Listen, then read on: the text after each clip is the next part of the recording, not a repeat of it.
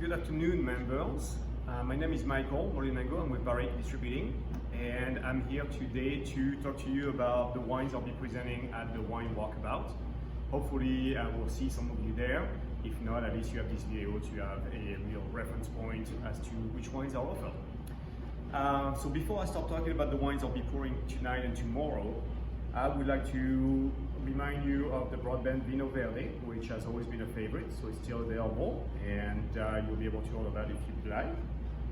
That label pops, so you'll remember for those of you who ordered it. As far as the wines I'm pouring this next couple of days, you will find the Tenuta Santa Ana, which is a Pinot Grigio from the Veneto in Italy.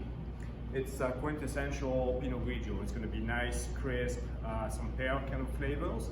It's a small kind of winery in the Veneto, and it'll go with everything, a little bit creamy, like your pasta dishes with cream, seafood, things of that nature, or simply just as a glass as an aperitif, for example.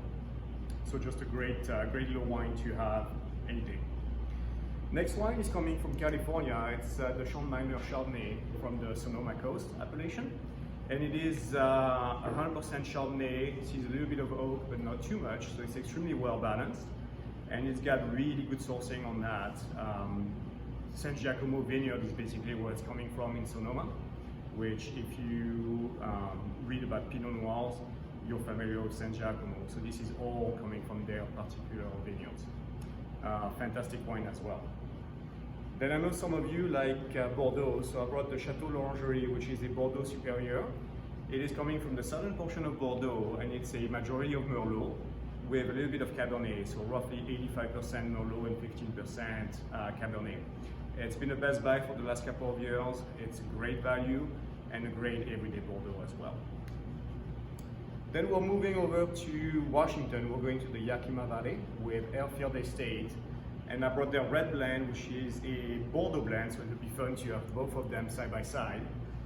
It is a Bordeaux blend that's based on Cabernet, so a little bit heavier on the Cabernet Sauvignon, but it's got 4 different varietals that are all Bordeaux approved. It's all family owned, family operated, all estate grown, so it's a great little winery, something to kind of discover.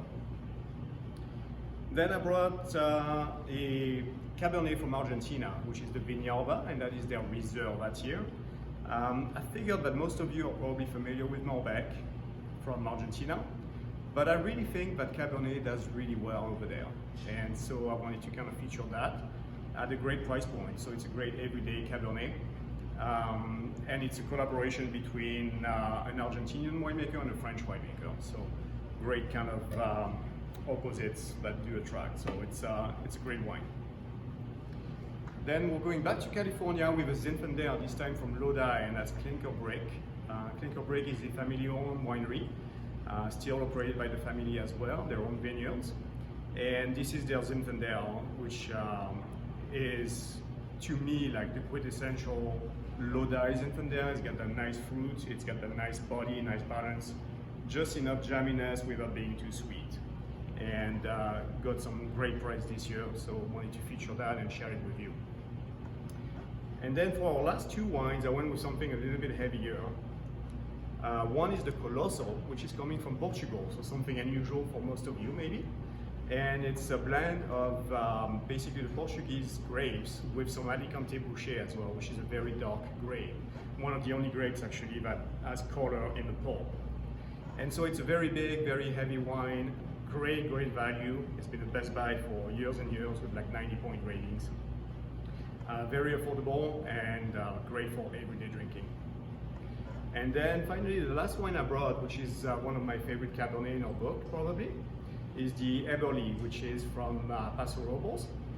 And Eberle was started in the 1980s by Gary Eberle, and he's known as the godfather of Paso Robles. He's basically the guy who put the area on the map and the AVA in place.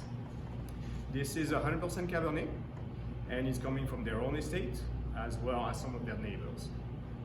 Fantastic wine, got some great press as well, and I think this vintage is just killer. So I really hope that I see you tonight. If not, I hope this video was actually helpful, and let me know if I can help you with anything else. Thank you.